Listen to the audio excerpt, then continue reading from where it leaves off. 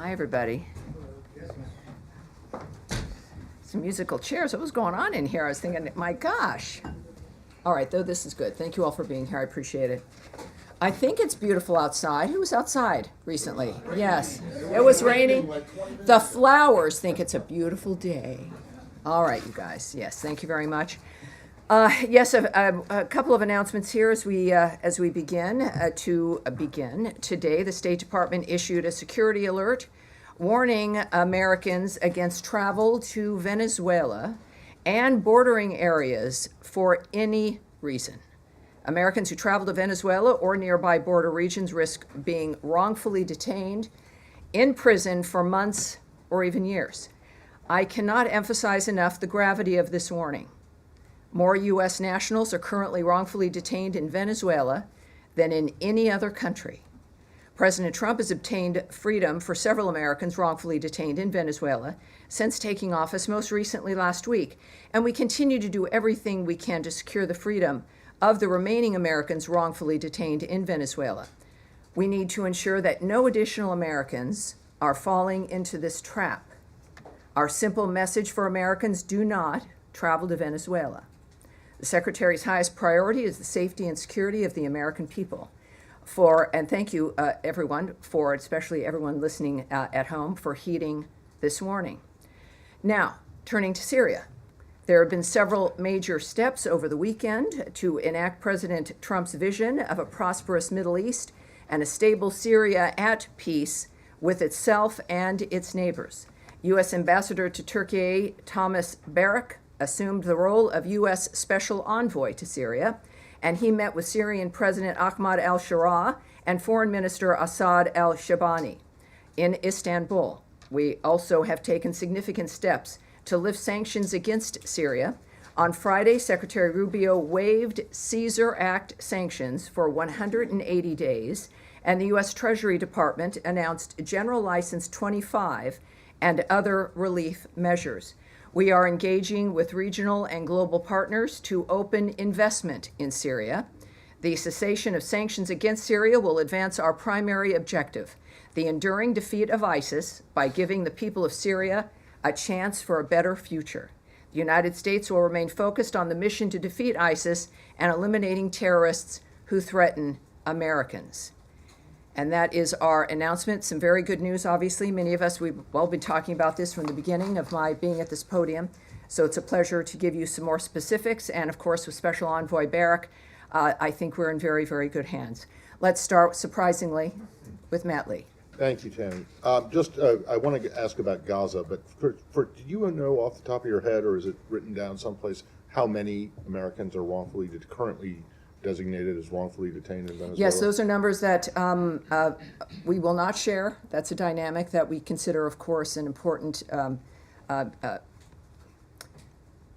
diplomatic dynamic as well as a national security dynamic. So no, I won't be giving you those numbers. All right. On Gaza, yes.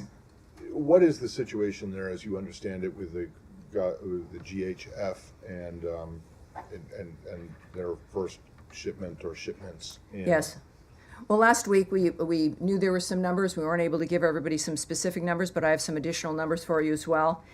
We have great news to report out of Gaza. I like being able to be asked about it, and we can talk about the numbers that are going in. The Gaza Humanitarian Foundation, under the humanitarian principles of independence and impartiality, has commenced providing life-saving aid to the people of Gaza who desperately need it. Approximately 8,000 food boxes have been distributed so far. Each box feeds 5.5 people for 3.5 days, totaling 462,000 meals. And so those are the kinds of numbers, I think, as we're looking at what's important in moving that kind of aid through the area. Right, but there was apparently some incidents today involving potentially shots being, or at least warning shots being fired, and hundreds. Well, yes, Hamas still has weapons. Hamas is in a situation here where all of this could have stopped, of course, if they had released the hostages and put down their weapons, but they refused to do so. They've also rejected ceasefires. So that's without confirming what might be gossip or single reports. The fact of the matter is Hamas has been opposed to this dynamic. They have attempted to stop the aid movement through Gaza to these distribution centers. They have failed, but they certainly tried. The bottom line is, the real story here is that the aid is moving through, and in that kind of an environment, it's not surprising that there might be a few issues involved, but the good news is that those seeking to get aid to the people of Gaza, which is not Hamas, have succeeded. And last one, really briefly. Yes. I won't take up any more time, but my understanding That's is why I'm that the here. administration is not particularly happy with the position that the UN and its agencies have taken with regard to these shipments. Is that correct? Well, it is. From the very beginning, I'd mentioned and we had heard about the resistance by certain NGOs and the UN. It is unfortunate because the issue here is getting aid to Gazans. And then suddenly it moves into complaints about style or the nature of who's doing it, or elements of administration and being opposed to getting food and aid, as we've demonstrated here, is happening and will continue to happen because someone might feel left out, is, I think, the height of hypocrisy. So the bottom line is that clearly people who care about the nature of solving this problem are taking action and moving it forward, and that's what counts. That's what matters. Yes, Andrea. Yes, ma'am. Cindy McCain of the World Food Program was on CBS yesterday with a very different narrative, and we are hearing from the ground today from our reporters and producers and camera crews that this incident was very serious, that it was not Hamas related. Cindy McCain said that Hamas is not breaking up the food deliveries, that people are starving and there are food riots because people are desperate.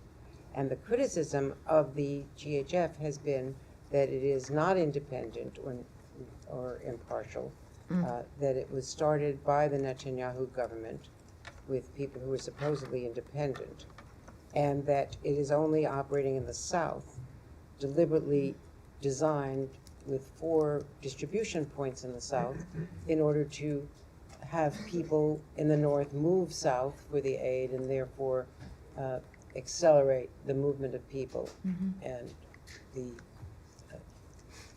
putting people in the South rather than in the North where they wanted to be. So there are a lot of controversies about this from the ground, yes. from all of our reporting. McCain said that no one had approached the World Food Program, which is still delivering food into Gaza, that people have been desperate. No one had, she had met with, as you know, the secretary. She said she welcomed that, was grateful for it, that the Rubio and McCain families have been friends for decades, but that they had a frank conversation about what's happening between Israel and the food deliveries, and that no one had even told them about this foundation or given them. Well, or had Andrea, this coordinated is with them in where, any way. again, there's certainly, this is something the world is watching, something we've all cared about getting resolved. It is not an uncomplicated situation. This is, however, the first delivery of major aid, if not the only aid we've been hearing for months. I wish that Cindy McCain had spoken up, that they had found a way to move food into Gaza, because that certainly hadn't been conveyed to us. But now, which, if that's the case, that's great. What I do know is that the people on the ground now, as the number I told you, I think is rather significant, 462,000 meals. That's what we're focused on.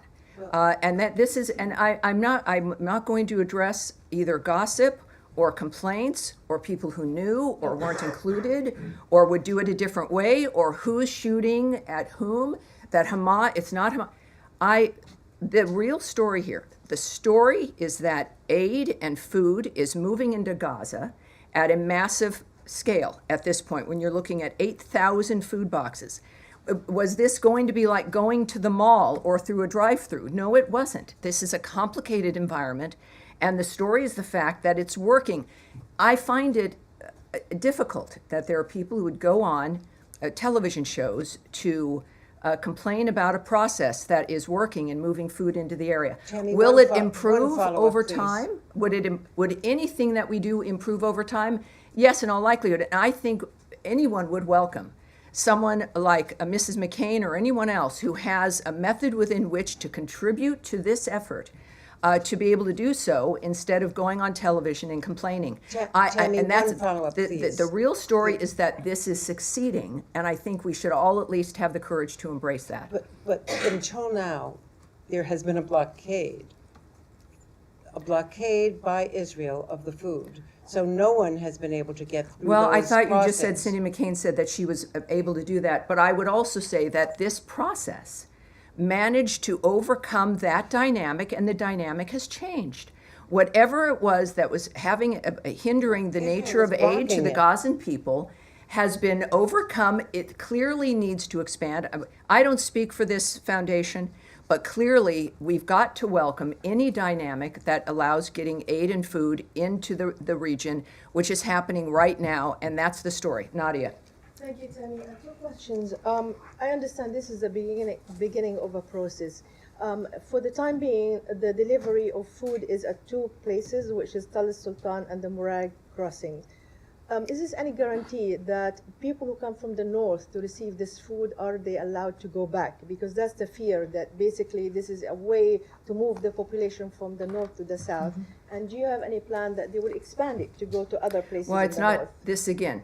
this is not a State Department effort. We don't have a plan. I can't answer that regarding the nature of how certain situations would be responded to. I'm not going to speculate or say what they should or should not do. The Gaza Humanitarian Foundation has an email. They should be reached out to, and that's what I'd recommend regarding plans to expand, plans to make assessments of what's worked and what hasn't at this point, and what changes they might make, and what the goal is. Clearly, the goal is to reach as many people as possible. And also Yes, about sir. Iran. Yeah. Go ahead, please. The Israeli Minister of Strategic Affairs is in town, according to Israeli media. Has there been any meeting between him and Secretary Rubio? And can you update us on the state of talks between Iran and the U.S.? Is there a new meeting planned ahead? Well, I will not discuss, as you might imagine, any meetings or conversations the Secretary's having that are not public or may not be happening. Regarding the latest rounds of talks regarding Iran, we can tell you that Senior Advisor and Special Envoy Steve Witkoff, of course, and Policy Planning Director Michael Anton participated in a fifth round of talks with Iran on Friday, May 23rd in Rome. The discussions were both direct and indirect and lasted over 2 hours. The talks continue to be constructive. That's not something that we've been able to say that in these particular talks, which is beneficial, and in this case they were constructive as well, and we made further progress. Both sides have agreed to meet again in the near future, and we are grateful to, once again, our Omani partners for their continued facilitation of the process. All right? Yes, dear. Just to follow up on the Gaza Humanitarian Foundation, because Sure. I think you talked about independence and neutrality that was involved in this new foundation, but I mean, quite clearly that's not the case. I mean, the IDF itself has said this has been done in coordination with it and the foundation, so it's clearly being done, and the security of it is carried out by, on the perimeter, Israeli forces and then American security contractors. The problem with that, and what all the experts in the United Nations say, is that you therefore have a situation where the aid is provided by an organisation that seems to be a party to the conflict. And that's what the UN has always avoided, because you potentially made the recipients targets. And we're seeing that already, potentially, in that this has become a very militarised form of aid. So I'm just interested in why you describe this as independent and neutral, when it clearly doesn't appear to be so. Well, again, I don't speak for this foundation. What I can tell you is the description of the nature of what they're accomplishing, which is getting food and aid into that region. I'll say that just one more time. There are some disagreements about how that's being handled, how that's being implemented. But I think that most of us would agree that this is good news, that it, in any other mechanism, under any other expectation, was not able to accomplish this. So it's just that there was another mechanism that was able to accomplish this and more. Which well, was you know, the when United we have, Nations, you're right, we did have a really good mechanism. It was called a ceasefire, which Hamas broke. And it is a ceasefire and a plan that had been operating and offered, which they continually refused to accept, continued to hold hostages, as they still continue to not just hold hostages, but the bodies of the people that they've murdered. And they've refused to do the one thing that could stop this in a moment. They've refused. So we did. We had, it was a ceasefire, and Special Envoy Witkoff, very successful. And Hamas decided, well, that was just too much of that. So the real story here is that there's food aid going in. There will be people, of course, who will look at some of the details and not like it. But then I think it shows us the priorities of certain individuals when it comes to, at first it was, let's get these people fed, and now it's seems to be something else in the meantime. Yes, sir, go ahead. Thank you, Tammy. Yes. Wait, no, sir. Oh, I'm sorry. I don't know who's speaking, but go ahead. Thank you, Tammy. Last week I asked you a question about the deals signed between the Kurdistan region government and two U.S. firms. You know what?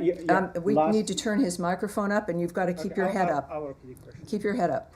Last week I asked you a question about the recent deals signed between the Kurdistan region government and two U.S. firms, the nature deals. And you encouraged Baghdad to work with Erbil to resolve the issues. But this week, the Iraqi oil ministry has filed lawsuits against the two deals with the American know. firms. So any reaction to that and how this impacts the U.S. firms' incentive to invest in the region? And I have another question regarding Yes, last week we discussed some of the difficulties here, but as I said last week, worth repeating today with this new news, is that the United States supports economic deals that benefit all Iraqis, including the two announced last week. We encourage Baghdad and Erbil to work together to expand domestic gas production as soon as possible. These types of economic partnerships will benefit both the American and Iraqi peoples and help Iraq move toward energy independence. U.S. oil companies have invested billions of dollars in the Iraqi Kurdistan region's oil sector. We hope to see additional investment from U.S. oil companies throughout Iraq. We know, of course, last week, Secretary of State Marco Rubio met with Iraqi Kurdistan Regional Government Prime Minister Mansour Barzani in Washington, also on Friday, May 23rd, a busy day here. Secretary Rubio and Prime Minister Barzani discussed opportunities to further increase trade and investment between the United States and the Iraqi Kurdistan region. The Secretary commended the Prime Minister for finalizing deals with U.S. companies to expand natural gas production in the IKR, which will help Iraq move toward energy independence. The Secretary and Prime Minister discussed their mutual interests in protecting the rights of religious and ethnic minorities in Iraq and Syria. The Secretary also reaffirmed U.S. support for a strong and resilient IKR as a foundational pillar of the relationship between that the United States enjoys with Iraq. We also believe that U.S. and Iraqi interests are best served by having a strong, resilient Iraqi Kurdistan region within a sovereign and prosperous federal Iraq, and we continue to support U.S. companies doing business in all of Iraq, including trade and investment between the United States and the IKR. As far as the nature of the lawsuits, it's, again, obviously we are looking forward to continuing these kinds of deals. We expect these kinds of deals to flourish and expect and would hope that they would be facilitated. But it's, again, we've got to underscore the importance of an independent and energy independent region, and this is one way that we're going to be able to do it. And another question on Iraq. Sure. Yeah, in separate issue. Do you confirm if there's any U.S. involvement in any negotiations with Iraq to release Elizabeth Surkov, an Israeli Russian academy kidnapped nearly 2 years ago in Baghdad? Has the Israeli government requested assistance from the U.S. government in this regard? I do have something I can tell you on this. There is some reports regarding an exchange discussed. Those reports are categorically false, although we remain committed to existing discussions regarding her, and we have and will continue to underscore with the Iraqi government the urgency of securing her release. That is Elizabeth Surkov's release. All right. Yes. Two questions. Today in Turkey, Foreign Minister Lavrov suggested there was some sort of prisoner exchange deal between Presidents Putin and Trump. Is there any light you can shed onto No, that? there's nothing. I have nothing to report to you about that. Not at all. Separately, there's reporting that the administration may require all foreign students to undergo social media vetting, and that embassies and consulates are pausing interviews for new student visas, according to a cable from Secretary Rubio. Is that accurate, and do you have any other information? Well, if you're discussing that, that's something that has not been discussed publicly. It would have to be leaked material if it exists. What I can remind everyone of, which we've discussed for months here, is that we use every tool in our tool chest to vet anyone coming in who wants to come into this country, and in order to do so, it has to apply for a visa to gain access to our nation. So every sovereign country has a right to know who's trying to come in, why they want to come in, who they are, what they've been doing, and at least hopefully within that framework, determine what they will be doing while they're here. So that's nothing new, and we will continue to use every tool we can to assess who it is that's coming here, whether they are students or otherwise. All right. Yes, go ahead. Can I switch to Russia, Tammy? After the Istanbul talks, Secretary Rubio said he didn't believe they were a waste of time because the Russians were going to be putting forward this proposal for potential ceasefire and end to the war. The Russians still have not given the U.S. that proposal. So do you still believe that this wasn't a waste of time? And when is the U.S. going to actually levy these sanctions that have been warned about and perhaps walk away from negotiations? Well, you've seen, I'm sure, President Trump's tweets. Yes. He is the one who recently spoke directly to President Putin and is the one whose vision of diplomacy, of getting these wars to stop across the globe, but certainly that one can be arranged. He's been very optimistic, he has. And as we've seen over the last few days, including this morning, the president has been very blunt about his opinion about President Putin. What I can say is that also, by the way, which has generated, I think, the president's ire and all of our extreme concern, are the attacks resulting in civilian casualties in Ukraine. The president has said many times this has to stop. We are monitoring reports that this weekend's airstrikes by Russia constituted the largest aerial assault on Ukraine since the start of the war. Obviously, our thoughts, prayers, and awareness sits with the victims and their families. We are calling for restraint and urge all parties to avoid further escalation. We continue to support direct talks between Russia and Ukraine. The president supports any mechanism that leads to a just, durable, and lasting peace. Any mechanism. There is no military solution to the Russia-Ukraine conflict, and a diplomatic solution is necessary. I will, for those who did not see the president's statement indicating the extremity of his concern from last night, just as the top, I've always had a very good relationship with Vladimir Putin of Russia, but something has happened to him. He is needlessly killing a lot of people, and I'm not just talking about soldiers. Missiles and drones are being shot into cities in Ukraine for no reason whatsoever. And that goes on, and that's from his Truth Social account.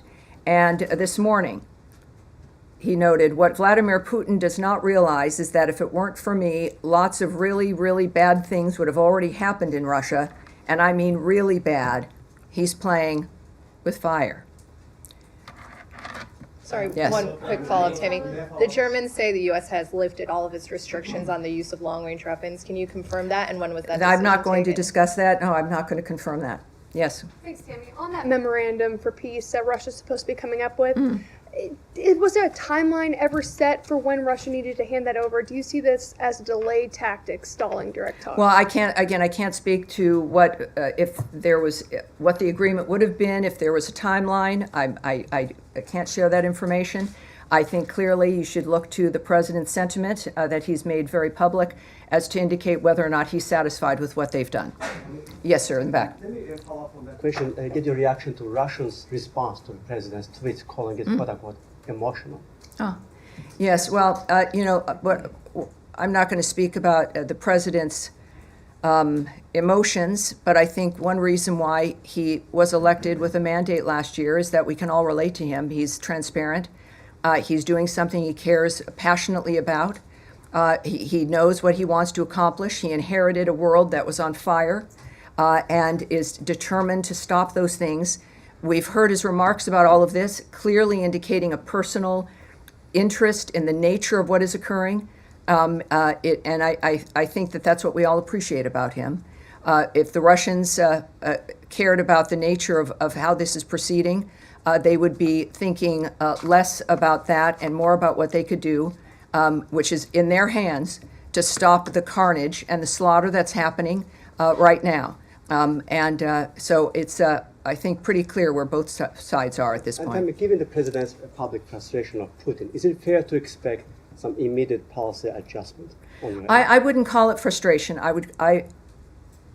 It is a statement of the man who has led the effort for peace in so many different regions, making it clear and being completely transparent about his opinion about what's transpired.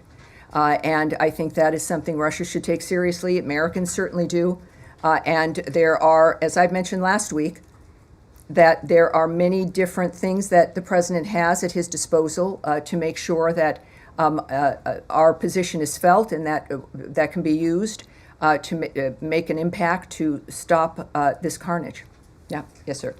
King Charles has been speaking to the Canadian Parliament in the last few hours, saying that Canada faces another critical moment and is determined to protect democracy, self-determination, freedom. The true North is indeed strong and free, and that's being sort of seen by many as a clear endorsement of Canada's sovereignty, a rejection of the idea of it being the 51st state. Do you endorse his sentiments? I'm a fan of Prince Charles, King Charles, and of Prince William and Princess Kate. I think they're a great family. That's it. Canada's yes, John, go ahead.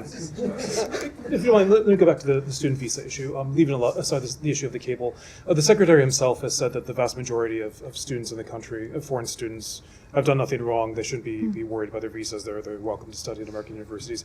People going to universities this fall, foreign students, should they be concerned that their visas won't be processed in time? Do you think that is the State Department confident that people can still attend autumn semesters?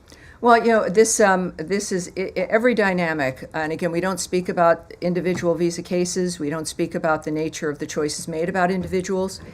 We do know, though, that we take very seriously the process of vetting who it is that comes into the country, and we're going to continue to do that. We're going to continue to vet, and we continue to have an interest.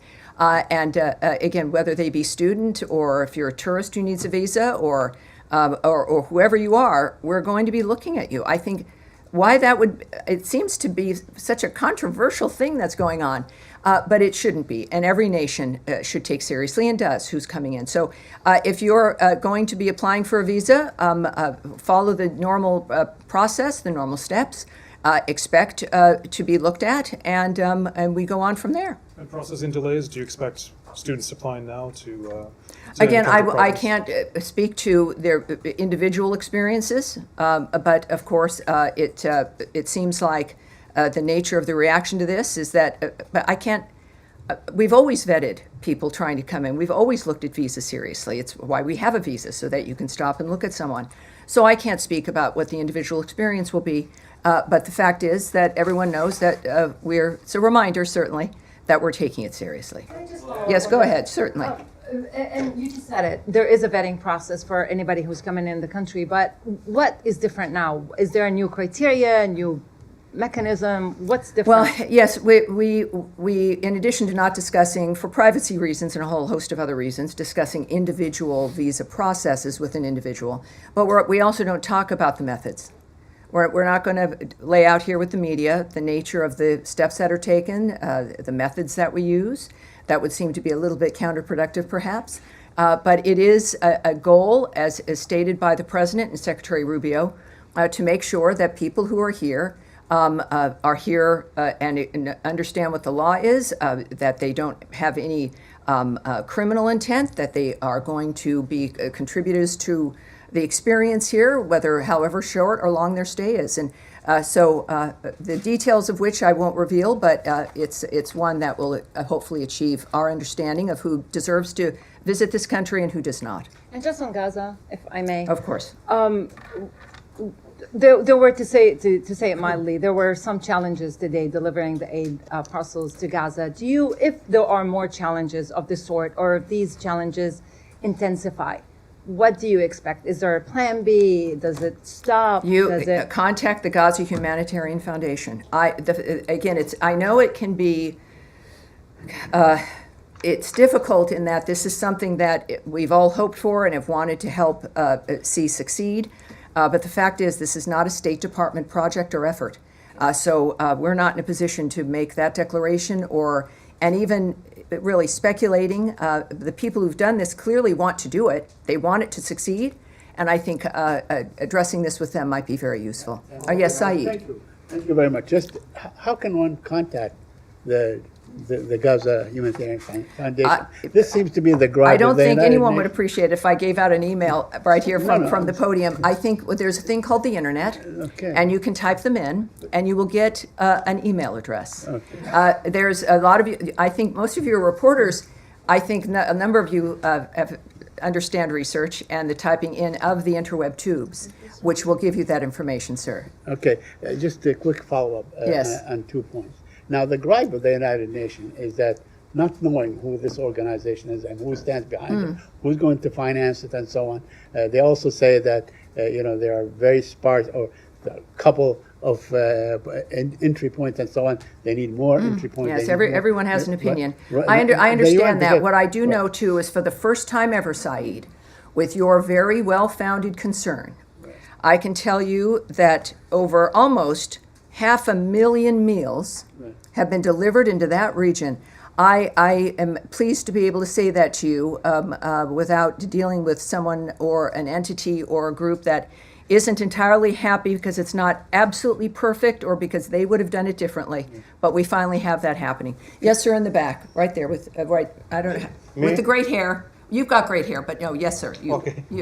You're pointing. You're doing this. I don't have gray hair. No, I'm not. That's why I'm not pointing. I think you probably do. You, sir. Thank you. Yes, All right. all right. I have no hair. Well, there you Is go. it me? Okay. Just can you confirm? If, No, not. I'm saying not you. The man with the A lot of gray people hair. with gray hair. You, sir. Speak up. Thank you. I can We'll make take it. from Thank you. you very much. Thank you. Sorry.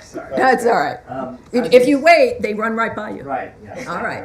What's your name, sir? And what outlet? News. All right. Thank you. Welcome aboard. Thank you very much. As you said just earlier today, the world has been shocked by what's happened in Gaza over the past few days. The silhouette of a little girl. Well, I said it's been obviously it's been shocked over generations about what's Sure. been happening Absolutely, in Gaza, absolutely. and that Hamas certainly has refused to stop that violence. But go ahead. But just in the past few days, we've seen the silhouette of a little girl trying to flee burning classrooms surrounding her, killing people around her. We've seen thousands of Palestinians starved by Israel's blockade, herded between fences as they try to get fed today. A doctor who saw 9 of her children killed by Israeli bombs. All the while, this administration, of course, as we've seen, has sought to deport students who protest this, including one student who wrote an op-ed against this kind of behavior. The administration came in telling Americans it would be more pro-peace, more anti-war than This the is previous... beginning to sound like a soliloquy, sir. Do you have than a the question, previous- than the please? Do you previous have a question, administration. please? I'm curious. Yes, that's a how- very serious issue, and everyone Yes. has your question. Yes. So I please wonder, ask it. I wonder how you see this administration being more pro-peace or more anti-war than the previous administration, given these kinds of horrors that Americans are witnessing. Yes, well, it is a dynamic where, as I also just mentioned a little bit ago, we did achieve a ceasefire, something which nobody thought would be possible after the heinousness of October 7th, the nature of what had occurred on that day, the fact that there has to be a new way, the president has stated, we have to have new ideas to make a difference so this stops and doesn't go from generation to generation, which all of us have experienced. It's right, wash, rinse, and repeat over and over and over again, every 20 years. And it would never stop. I think that what we've got here is after, I don't know, what has it been, 3 months, a bit over 100 days of President Trump, managing to get, I think, every warring party, every hostile party against other people on this planet to a table to stop. Now, that's the simple part. Making things happen and making it last is another thing. Hamas, we did have a ceasefire. And then Hamas decided once again that that was just not going to do, and they continue to do what they do. That, first of all, again, regarding the particular issues over the last few days, we call on all parties to this conflict to take every feasible measure to mitigate civilian harm. We refer you to Israel for more information on its airstrikes. And we also know, as we all do, and this is one of the things that we've discovered time and time again, that Hamas uses hospitals and other humanitarian areas as human shields. This is why we continue to try to get a ceasefire done, despite the obstacles that Hamas constantly presents. It is apparently their hope that we would just give up and go away, or that the usual status quo would continue. But President Trump is not that person. He's a person who gets it done. And after decades of conflict, I understand you're frustrated after maybe 3 months of it not being perfect yet. But that is what we are going for. We will continue to work for this. It is President Trump's commitment. Yes, Eric, please. Eric, go ahead, please. Thank you, Tammy, for the question. I wanted to ask you, the end of last week we reported, and you began... And you're Bloomberg, for those watching who don't know. Go ahead. You began the conversation today, or excuse me, the briefing today, with a reference to Venezuela and to the challenges faced by Americans in Venezuela, the repression of the Venezuelan regime. Correct. The license for Chevron to produce oil in Venezuela expired yesterday. Our reporting is that there's a very narrow license for basic maintenance to make sure that equipment that's in the country doesn't become completely unusable, so that one day if there's a change of government, it might be possible to drill and produce again. This is a license that would have to come from the administration. Do you have anything on that as far as whether it's been granted? I can't speak to that at all, but what I can say is actually your timeline on the Chevron license is wrong. It's tonight at 11:59. Gotcha. So this is the last hurrah here that will expire at 11:59 this evening. Okay. What we can say, of course, also is that, just to be very specific, beyond the warning, of course, to Americans, is that we will not allow any money to move to the Maduro regime that assists their regime. We are, of course, very conscious of the dynamic regarding, as we discussed earlier, as you noted, those who are held wrongfully in Venezuela. But we also are going to make sure that, as the Secretary made clear last week, that this license expires. That, of course, is going to be felt. And we also know that the instructions, the President's instructions to Secretary Rubio, that he took steps, of course, to terminate all Biden-era oil and gas licenses that benefited Maduro's regime and lined the pockets of his cronies.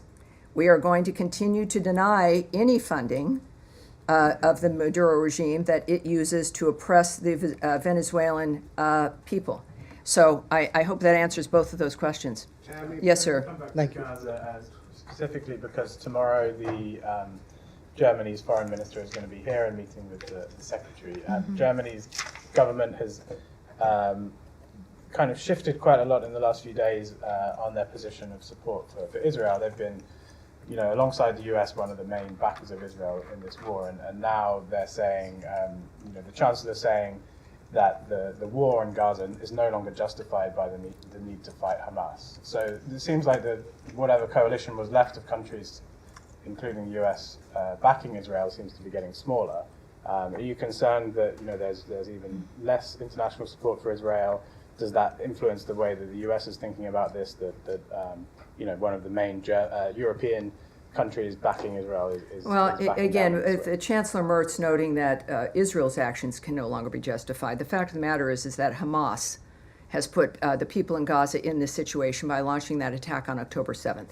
And by continuing to hold hostages, including the bodies of 4 Americans, and continue, of course, to maintain their weapons. So when we think about actions that can no longer be justified, I think we should adjust ourselves and look at what put us in this position in the first place. Regarding the UK, Canada, France, and any number of others that took disappointing steps last week, unilateral recognition of a Palestinian state, in this case, is unproductive and obstructs ongoing U.S. efforts towards peace in the region. And I think that there's a clear line that has been drawn by President Trump, which again definitely disturbs the status quo. which is that there has to be peace, not just for 6 months, not because there's been a deal made for a year, that this has to be enduring. The entire framework has to change. He's not kidding. He's not kidding, because otherwise, in 5 years or sooner, someone will be in your position, someone else will definitely be in my position, having the same conversation.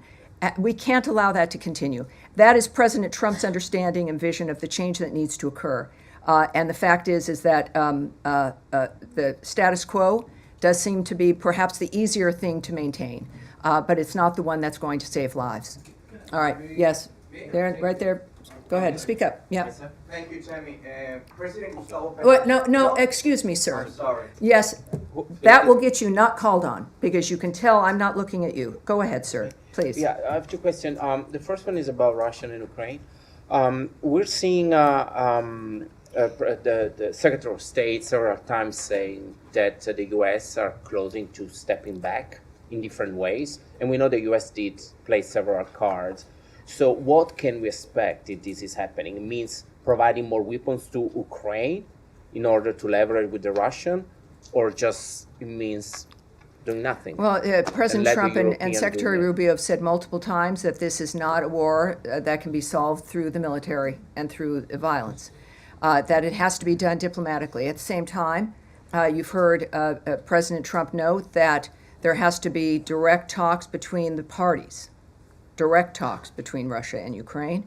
And also President Rubio's comments now for weeks that unless there was progress, that our approach would change, not our support for ceasefire or helping to achieve it, but the issue of mediating might adjust. As of right now, of course, there's a lot that's in flux, and President Putin is getting a sense of President Trump's anger at the nature of what's transpiring. But I think that it's clear that both parties need to begin to look at this situation in a direct way with each other to make the difference at this point. Can I go follow up? On Gaza and Israel, is there a limit to President Trump patience, let's say, or he will? I'm sure there is. Keep letting Prime Minister Netanyahu doing what he's doing in Gaza, or President Trump at a certain point will say, "Stop, let's." Well, sit down. if you see President Trump, you could ask him directly that. I'm not going to presume. let's say, I know I'm not going to Secretary presume Rubio. President Trump's frame of mind about what he's willing to do or won't do. This is a man who's serious about getting a situation finished, of getting a deal done, of ending the situation which he is clearly confident it can end. My assessment of what he would do, he's him for a reason, and I'm not him. The last thing I think any of us want to do is second guess the president, certainly in this case, President Trump. He's also a human being, even though sometimes, he does more than what the average human being can do. But I feel that, as we've seen today with Putin, that there is a point that he looks at things differently.